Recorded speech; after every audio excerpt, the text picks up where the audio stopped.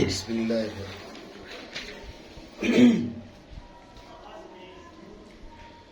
غیر مقترن بعہد الازمنۃ الثلاثہ۔ اعتراض یہ ہے کہ آپ نے فعل کو نکالنے کے لیے عدم اقتران کی قید لگائی، لیکن اس کے باوجود اسم کی طرف جامع نہیں ہے اور فعل کی طرف دخول غیر سے مانع نہیں ہے۔ اسی طرح اسم کی طرف معنی بھی نہیں ہے اور فعل کی طرف جامع بھی نہیں ہے۔ تفصیل اس کی یہ ہے، آپ نے کہا کہ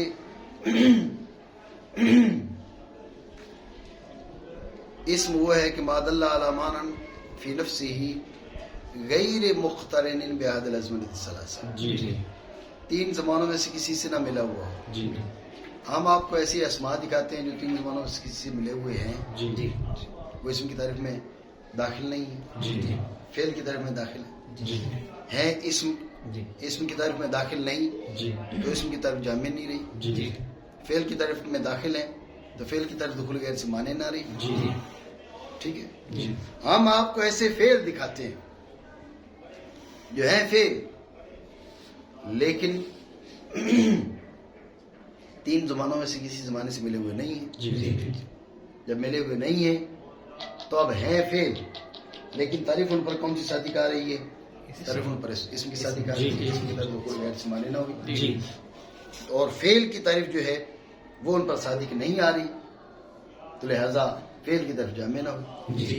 مطلب فقط اسم کی طرف پر اعتراض نہیں ہے، فعل کی طرف پر بھی اعتراض ہے، اور فقط جامعیت کی بات نہیں ہے، نہ جامع نہ مانے۔ بات سمجھے؟ دوبارہ سمجھے تو غیر مقترن بعہد الازمنۃ الثلاثہ،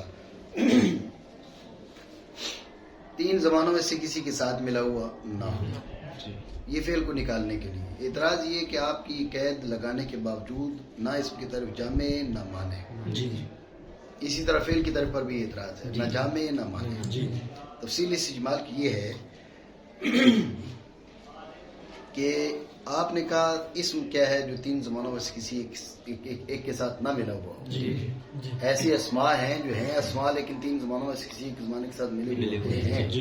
اب ہیں اسماء ملے ہوئے ہیں، لہذا اسم کی طرف سے نکل گئے۔ افعال نہیں ہیں، افعال نہیں ہیں لیکن افعال کی طرف میں داخل ہو رہے ہیں۔ اسی طرح ایسے افعال ہیں جو تین زمانوں میں سے کسی کے ساتھ ملے ہوئے نہیں ہوتے ہیں، افعال ملے ہوئے نہ ہونے کی وجہ سے اسم کی طرف میں داخل ہو رہے ہیں، اسم کی طرف دخول غیر سے مانے نہ رہی، اور فعل کی طرف سے چونکہ نکل رہے لہذا فعل کی طرف جامع نہ رہی۔ بات سمجھے؟ یہ اعتراض ہے، تو اس کا جواب شارح رحمہ اللہ تعالیٰ نے دیا۔ ایک ہی اختیار کے ساتھ سارے اعتراضات کا جواب ہو گیا۔ جواب کا حاصل یہ کہ یہاں پر اقتران سے مراد ہے وضع اول کے اعتبار سے اقتران، یعنی غیر مقترن فی الاستعمال نہیں، غیر مقترن بعہد الازمنۃ الثلاثہ بحسب الوضع الاول، وضع اول کے اعتبار سے مقترن نہ ہو۔ اب جن اسماء کے بارے میں آپ نے کہا کہ وہ فعل کے ساتھ وہ زمانے کے ساتھ مقترن ہیں تو بحسب الوضع الاول مقترن نہیں ہے، لہذا اسم کی طرف سے نکلیں گے نہیں۔ اور افعال منسلخہ عن الزمان، جن کی زمانے پر دلالت باقی نہ رہی ہو استعمال میں، وہ استعمال میں ان کی دلالت باقی نہیں ہے، بحسب الوضع الاول ان کا زمانے کے ساتھ اقتران ہے، لہذا وہ اسم کی طرف میں داخل نہیں ہوں گے اور فعل کی طرف سے باہر نہیں نکلیں گے۔ یعنی ایک ہی بات قابل غور ہے، اور وہ کیا کہ اقتران سے مطلق اقتران نہیں ہے، اقتران سے اقتران استعمالی نہیں ہے، بلکہ اقتران سے اقتران وضعی ہے۔ وضع اول کے اعتبار سے اقتران ہے تو فعل ہے، نہیں ہے تو اسم ہے۔ اب جتنی بھی آپ مثالیں دیں گے وہ اس میں اس چیز کو سمجھ رکھیں گے تو تعریف اسم کی جامع ہے اور فعل کی بھی جامع ہے. اسم کی دخول غیر سے معنی ہے اور فعل کی دخول غیر سے معنی ہے. بات سمجھے نہیں؟ مزید بات آ گئی سے مانا. اور مراد عدم اقتران سے وضع اول کے اعتبار سے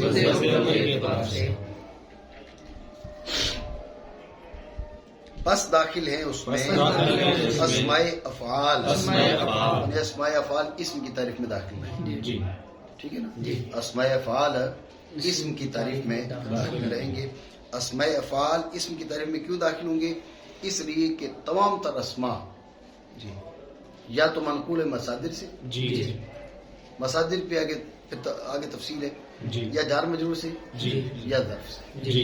مصادر پہ دو قسم کے، ایک مصادر اصلیہ اور ایک وہ مصادر جو در حقیقت اسماء اصوات تھے. ٹھیک ہے، مانا کریں مزید بات آتی ہے کیونکہ تمام تر اسماء افعال یا منقول ہے مصادر اصلیہ سے.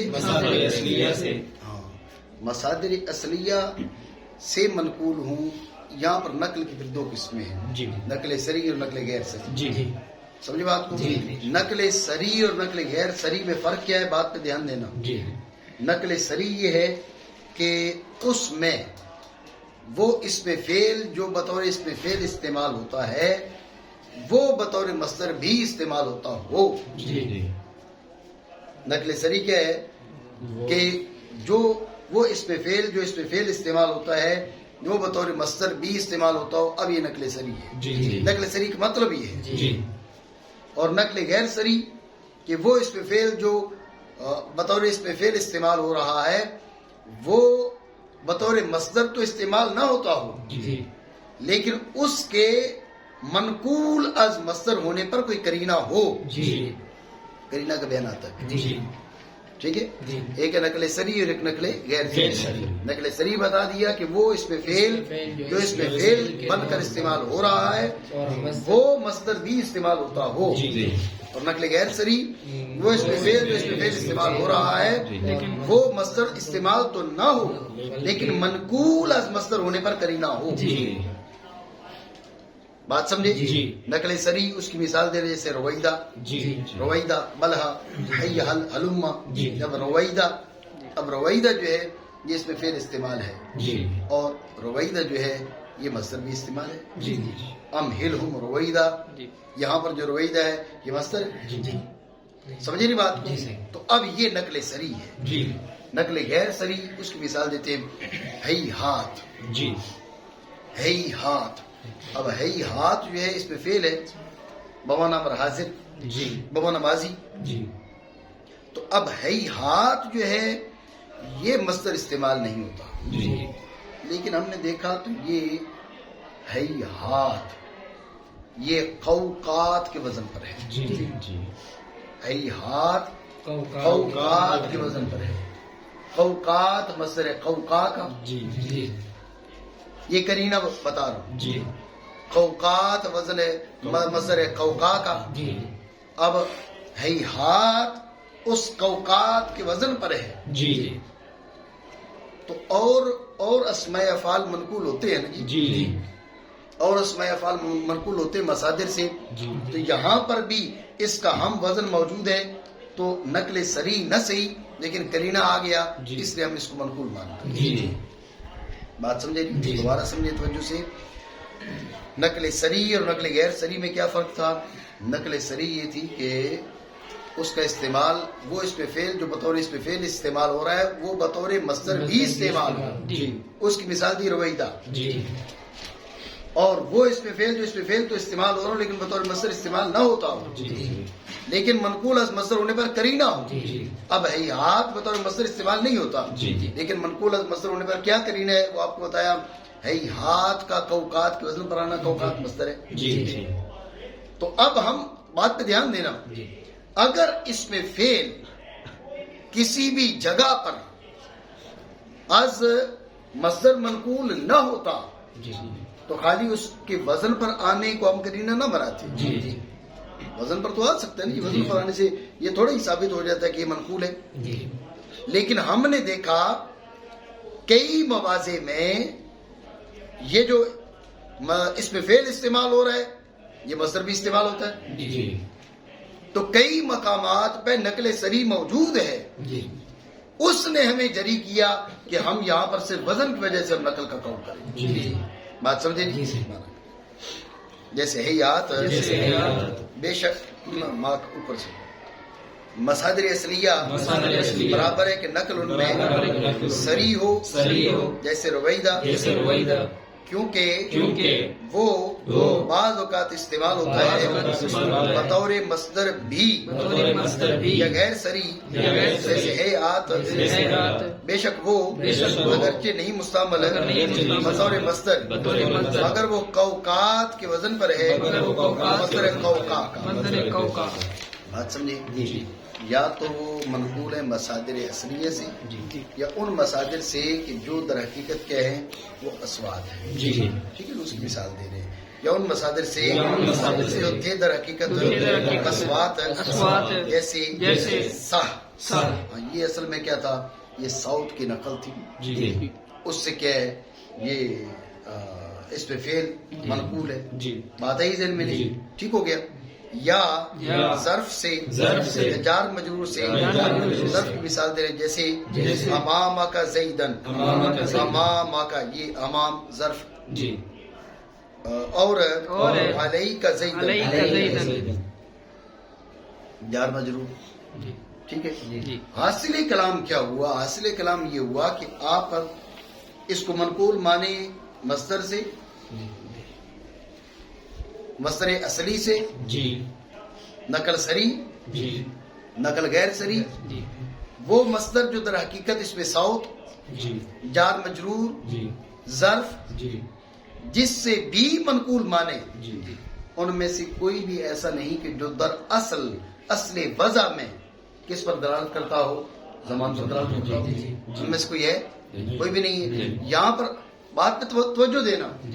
یہاں پر آپ یہ اعتراض کرو کہ نہیں یہ اس سے منقول نہیں لگ رہا، یہ اس سے منقول لگ رہا ہے، ذہن میں رکھنا یہ مناقشہ ہے. مناقشہ محسرین کا کام ہی نہیں ہے. بات آپ سمجھ رہے ہو؟ بھئی یہ اس سے منقول نہیں اس سے منقول ہے. بات یہ جس سے بھی منقول ہے. ہم صرف یہ کہہ رہے ہیں جس سے بھی منقول ہے. کیا کوئی ایسا ہے جو وضع اول کے اعتبار سے تین زبانوں میں سے کسی ایک کے ساتھ مقترن ہو؟ کوئی ہے؟ نہیں ہے. اب یہ اس سے منقول ہے اس سے منقول ہے، اس میں کوئی دخل نہیں ہے. ہمارا مدعا کیا ہے؟ ہمارا مدعا یہ ہے کہ اسماء افعال جن امور سے، جن چیزوں سے منقول ہیں، اسماء افعال جن اشیاء سے منقول ہیں، ان میں سے کوئی بھی ایسی شے نہیں جو اصل وضع کے اعتبار سے تین زبانوں میں سے کسی ایک زبان کے ساتھ مقترن ہو. جب کوئی بھی نہیں ہے لہذا اب مصدر اصلی سے ہے، مصدر صوتی سے ہے، جار مجرور سے ہے، نقل صریح ہے، نقل غیر صریح ہے، اس سے کوئی فرق نہیں پڑتا. بات سمجھے نہیں؟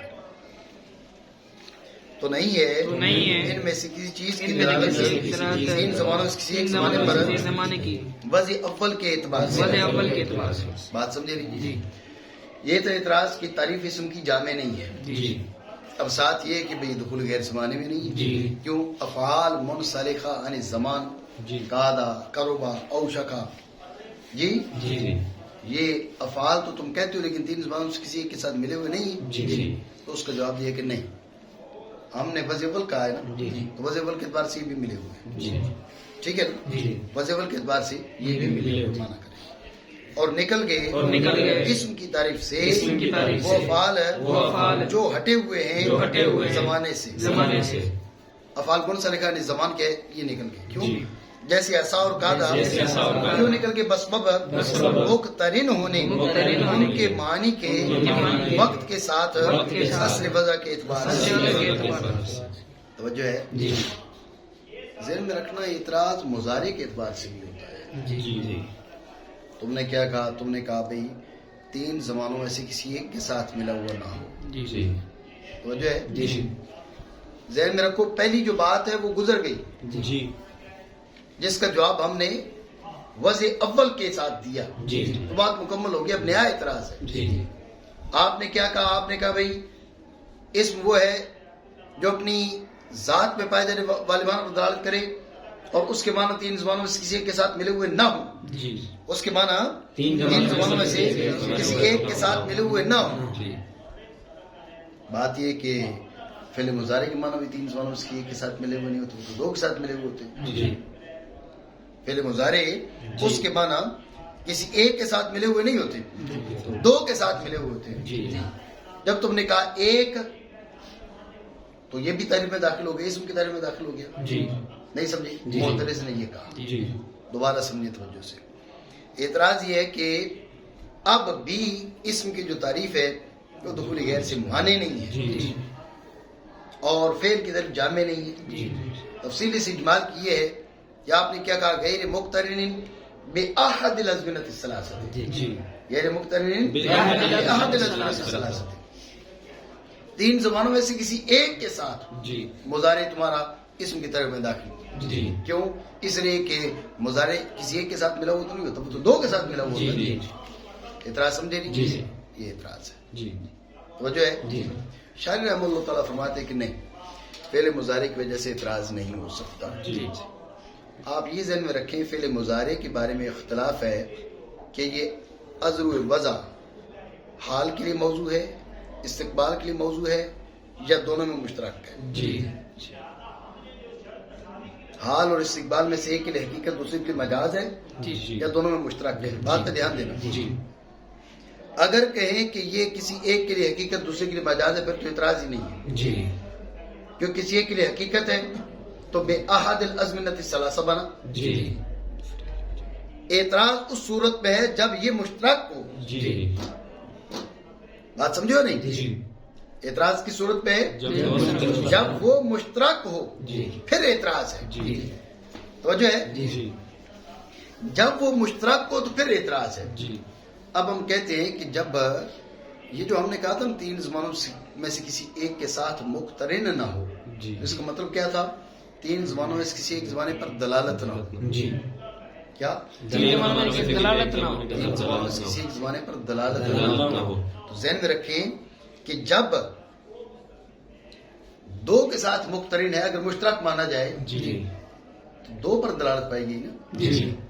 دو پر دلالت پائی جائے تو ایک پر نہیں پائی جا رہی. دو پر پائی جا رہی ہے تو ایک پر تو بطریق اولا پائی جا رہی ہے. جب ایک پر بطریق اولا پائی جا رہی ہے تو لہذا بے احد الازمنة الثلاثہ ہوا. دو پر ہے لیکن بے احد الازمنة الثلاثہ بھی ہے.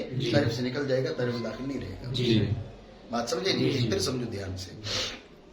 اعتراض یہ ہے کہ پہلے جو اعتراض تھا اس کا جواب دے دیا وضع اول کی قید لگا کے، اقتران وضع اول کے اعتبار سے. اعتراض یہ کہ آپ فعل مضارع کو دیکھیں، تم نے کیا کہا؟ بے احد الازمنة الثلاثہ. تین زبانوں میں سے کسی ایک کے ساتھ. فعل مضارع ایک کے ساتھ ہی دو کے ساتھ ملا ہوا ہوتا ہے. توجہ ہے. تو لہذا اسم کی تعریف سے نکلے گا نہیں، فعل کی طرف میں داخل ہوگا نہیں. اسم کی طرف دخول غیر سے مانے نہیں، فعل کی طرف جامع نہیں. شاعر رحمہ اللہ تعالیٰ نے جو جواب دیا اس جواب کا حاصل یہ ہے، آپ ذہن میں رکھیں کہ یہاں پر دو مذہب ہیں. ایک یہ کہ فعل مضارع ایک میں حقیقت دوسرے میں مجاز، دوسرا یہ کہ فعل مضارع دونوں میں مشترک.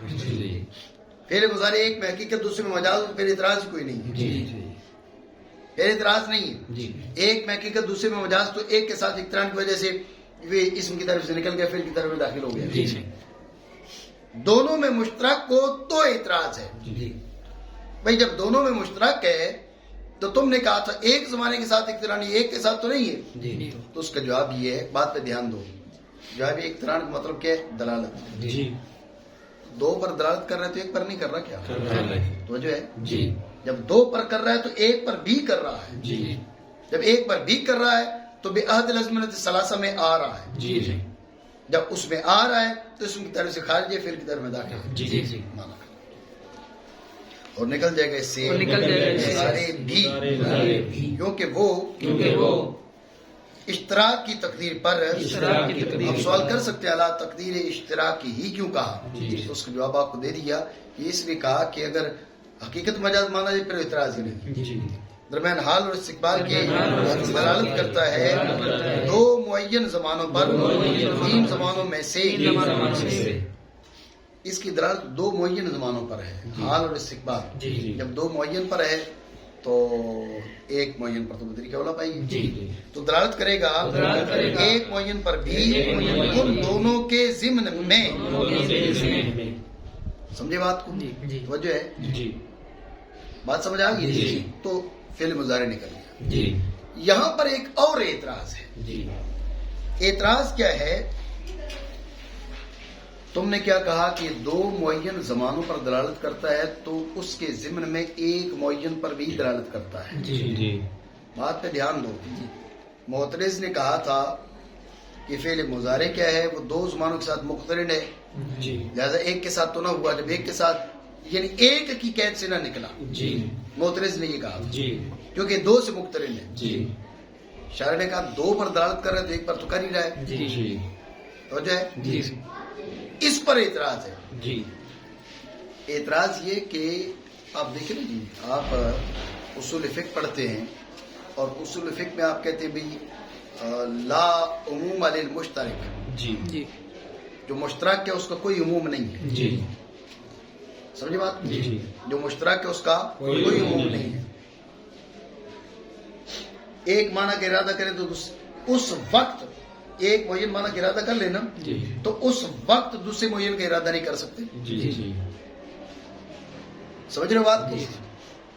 دوسرے کا ارادہ کر لیں، دوسرے معین کا ارادہ کر لیں تو اس وقت اس پہلے کا آپ ارادہ نہیں کر سکتے. جی مشترک میں کوئی عموم نہیں ہے. جی اتنی بات سمجھو.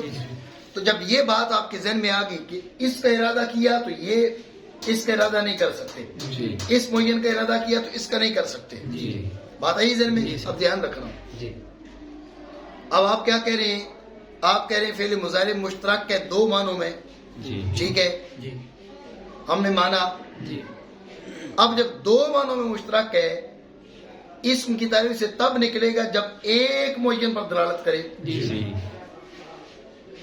تو جو ہے جی بے احد لازمینہ کہا نا، جی احد پہ دلالت ہو تو نکلے گا نا. جی جی تو جو ہے جی فعل مضارع کی دلالت احد پہ ہوگی تو نکلے گا. جی اب تم مان رہے ہو کہ مشترک ہے، مشترک ہے تو دو پر ہے. جی اب ہم پوچھتے ہیں ایک پر ہے ایک پر نہیں ہے. جی اگر کوئی ایک معین پر ہے، ابھی ہم نے کہا جب ایک معین پر ہو تو دوسرے پر ہو ہی نہیں سکتی. جی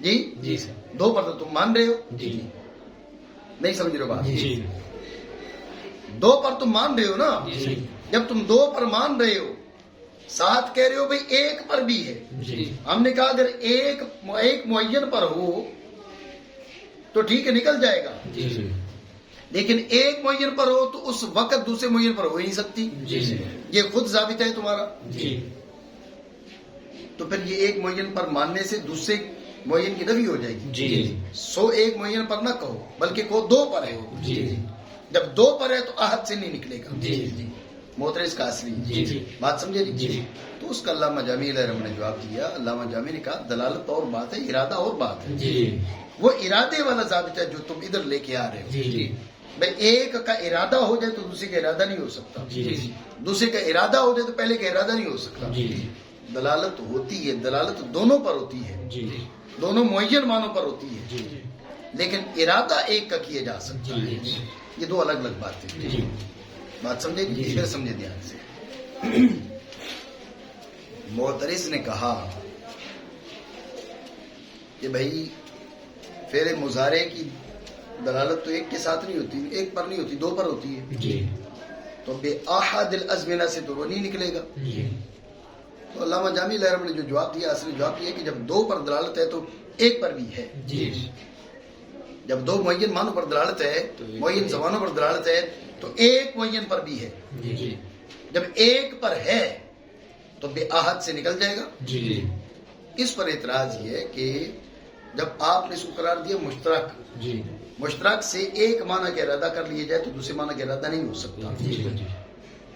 آپ نے مانا مشترک، اب اگر حال کے لیے حال کا ارادہ کرو، ادھر تم کہہ رہے ہو کہ دونوں پر دلالت ہے، جی حال کا ارادہ کرو تو استقبال کو ہو نہیں سکتا، جی استقبال کا کرو تو حال کا نہیں ہو سکتا. جی ایک معین کی بات کرو تو دوسرا معین آ نہیں سکتا. جی دو معین تم نے مانے ہوئے ہیں. جی جب دو معین مانے ہوئے ایک کی بات کرو گے تو دوسرے کی نفی ہو جائے گی. جی لہذا صرف تم دو کی بات کر سکتے ہو. جی ایک کی بات کرو گے تو دوسرے کی نفی ہو جائے گی. جی اس لیے ایک والی بات اس میں نہیں ہے. جی جب ایک والی نہیں ہے تو بے عہد نہ آیا. بے عہد نہ آیا تو یہ اسم کی طرف سے نکلا نہیں. جی سمجھے؟ جی. اس کا علامہ جامی نے جواب دیا بھائی یہ جو ضابطہ ہے یہ ارادہ کا ہے. جی ہم بات کر رہے ہیں دلالت کی. جی دلالت دونوں معنی پر یک بارگی ہوتی ہے, جی اس پر بھی اور اس پر بھی. جی جب دلالت کرے گا اس کے بعد ارادے کی کا برحلات ہے نا. جی ارادہ تم نے اس کا کر لیا تو اب دلالت اس پر ہے, مراد نہیں ہو سکتا. جی جی اس کا ارادہ کر لیا تو دلالت اس پر ہے, مراد نہیں ہو سکتا. جی. ہم نے بات دلالت کی ہے, جی. ہم نے بات ارادہ کی نہیں کی. وہ ضابطہ جو تم پیش کر رہے ہو وہ ارادہ سے متعلق. جی ٹھیک ہو گیا. جی. کیونکہ کوئی باعث اعتراض نہیں, ایک معین پر دلالت ہے, دلالت میں ما سوا پر دلالت, دوسرے پر دلالت ہو تو کوئی اس قابل اعتراض. ہاں قابل اعتراض ہے ایک معین کے ارادہ میں اس کے ما سوا کا ارادہ, اور فرق ہے دلالت میں اور ارادہ میں. ٹھیک ہو گیا.